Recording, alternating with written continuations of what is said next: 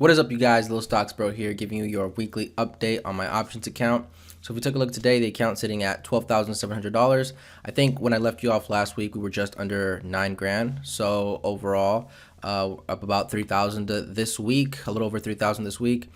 Up about 1,500 today alone. Today was a good day for Alibaba and for the entire market in general. It seems like this could be the rebound that we needed for Alibaba, and we could start uptrending from here. So we are up about $3,500 on the week, but we're still down massively from where we were. So we're still recovering, but it's only 1 week after the big drop. So for the first week, after such a huge drop, this is a nice start, and we still have plenty of time on our contracts, so we'll see where we go from here. But remember, you guys, it's not about the value of your account or where that thing is at the present moment, because that thing moves up and down all the time. It's about the things you own, whether it's stocks or contracts. You got to take a look at what it is you own, and are you comfortable? Are you happy with what you own? Did you get it at a good price? So let's go take a look at my positions on Alibaba now so we can check that out. Alibaba today up 2.09%, $4.45, and up 56 cents after hours to sit at $217.55. That's a pretty big rebound from its very low. So if you take a look at the week, it hit a low over here of around $206. So for it to be at 217 in 1 week, whoever bought that dip at 206 is sitting pretty nice. Fortunately, it wasn't me. I bought at 210. Well, let's just take a look at my contracts now. So taking a look at my position on Alibaba, we have 9 contracts for a value of $10,758. Today's return, it gave us back $1,187, and total we're still down $7,600. But that's to be expected when you have a company in the past month down 4% and in the past 3 months down 15%. It's to be expected. But this is just the beginning from the huge dip, guys. So you gotta give it some time. It's a good start. So we have 2 contracts for October, 2 contracts for September, another 2 contracts for September, and 2 contracts for August. And we have this one contract here, which was part of the multiple contracts that I bought at 210, which was from the money I took from Xpeng, which we'll get to Xpeng in a bit. It's crazy what Xpeng has done, to flip. And we have been flipping them. We flipped them successfully, and we've purchased so far 1 long-term contract, which was another one of these October ones, at around $210. So I'm actually hoping that that Alibaba tomorrow can pull back just a little bit, maybe around $215, $214 per share, so I can get my second contract. Because in order for me to have this downturn be a positive, I need to load up and take advantage by loading up as many contracts as I can. So I have around 8 right now, because if you don't count this short-term July one, I have about 8 actual contracts. I'm going to try and get that to 12. I'm going to try and buy 4 more contracts by the end of the month. So currently, I'm able to buy 2 more right now with the cash that I have on hand, and hopefully through flipping them, once I can sell this short-term one, and with money I can get at the end of the month, I'll be able to buy another 2, and that'll be 12. And I did the math on it. With 12 contracts, for every dollar that Alibaba would go up, that would be $500 for me. So if it would go up $4 like it did today, or $4.50, that'll be about $2,500 for me, which is nice. That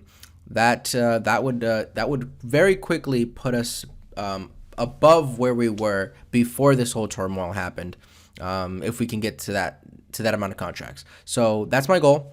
I'm going to need Alibaba to pull back a little bit in order to get to that goal. So if I could take a look at the chart, if I predict anything, it seems like it'd be rather obvious for Alibaba to come into some resistance right around here, the 220 mark. It's a nice hold number, $220, especially after pushing so heavily. So if we do get smacked here, I can predict it going back to around 214, 215.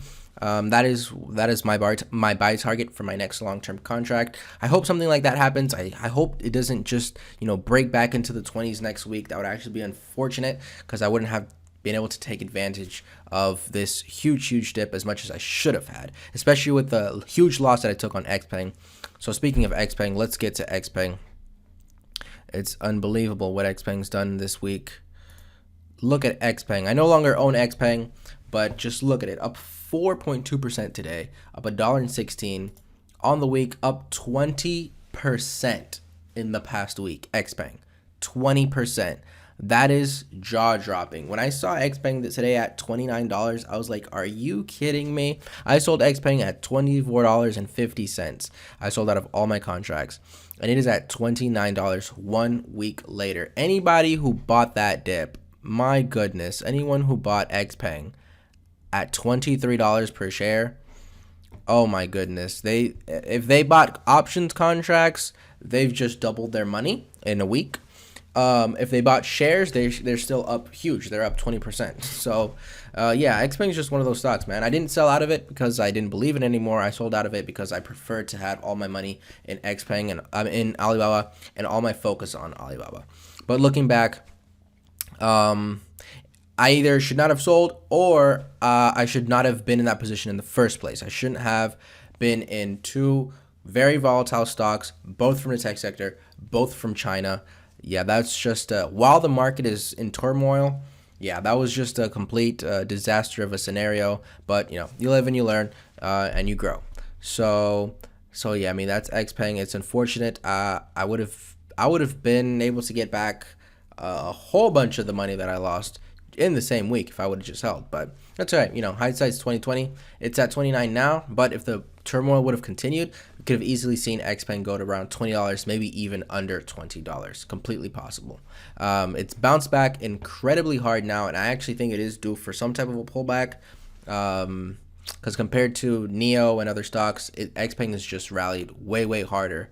Who knows why? I mean, it's a great company, but yeah, probably due for a little bit of pullback. But anyways, finally, let's get to the spreadsheet because I did update it, and there is now more red, the red that comes from Xpeng. So let's take a look at that and see where we stand there.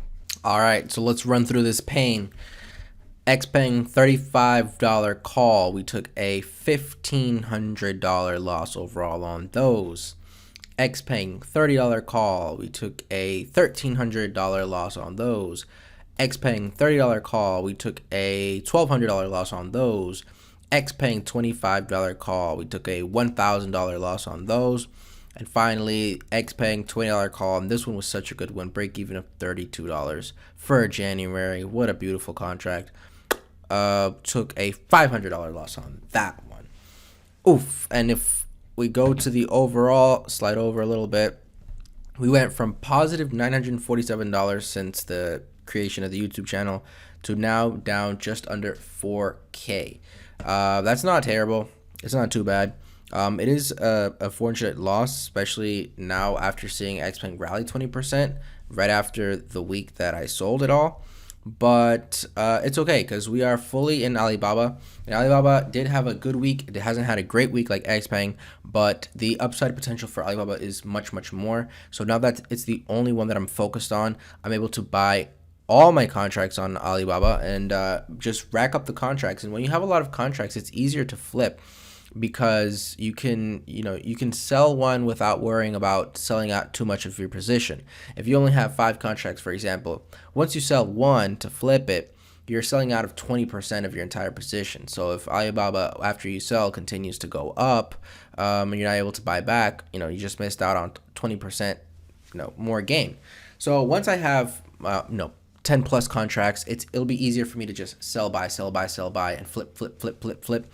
Just kind of like how I was doing with Xpeng, especially if Alibaba could stay under 220 for long enough. The contracts over here are very, very cheap, and I could buy a whole bunch under here for long term out. I'm no longer going to be buying 4. I used to buy 4 contracts per month. So I would buy 4 for October, 4 for November. No longer that. While these contracts are very cheap, I'm going to try and push them out as far as I can. So I'll only be buying 2 contracts per month. So I have my 2 contracts for October already set. The next 2 will be for November. And then after that, the only next available options will be for January of 2022. And those are the ones that I can hope to get before Alibaba goes past 220, because anything under 220 I'm comfortable buying, especially long term. But yeah, I need them to be cheap. I need them to stay cheap so I can buy as many as I can. So yeah, that's where we're at. Oh, and then of course, taking a look at my two new positions in Baba. So the first one is the long-term one. Again, it was the second contract for the October one. It took us down from a break-even of 247 to a break-even of 242. That's a $5 decrease. It's a huge decrease, but again, Alibaba did drop huge. So we have two of those now for October, an average price of $1,745, and I bought that one yesterday. And then the other ones, these are the six smaller contracts, smaller short-term contracts that I used to flip, and the flips were okay. So far, we sold three of them. So far we sold five of them, so we have one left, and we've gotten back $365 from those five. It's small short-term contracts, small flips, but it's something.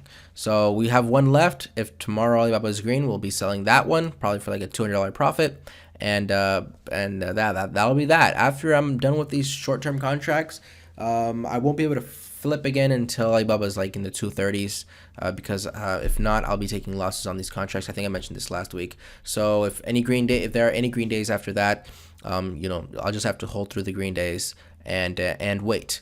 But if Alibaba wants to quickly get back to the 230s, that's awesome. No problem with that. We'll just basically pick it back up where we left off and focus only on Alibaba. And I'm planning on holding these contracts and sticking with Alibaba until it's past around 250, I would say, 250, 260, depending on how long it stays there and how long I can get these contracts out. If I can get contracts for 1 year out plus, I'll be holding Alibaba for a very long time. And I know that over the long run, it will give me massive, massive returns. So, we just have to be patient. We just have to wait for it, guys. But yeah, that's it for this update.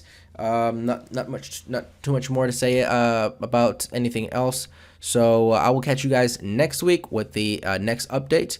And I hope you guys were able to enjoy a little bit from this rebound. It was a lot of green this week for most of the stock market. So if you were able to enjoy, awesome. Take profits where you can. And yeah, I'll see you next week. Deuces.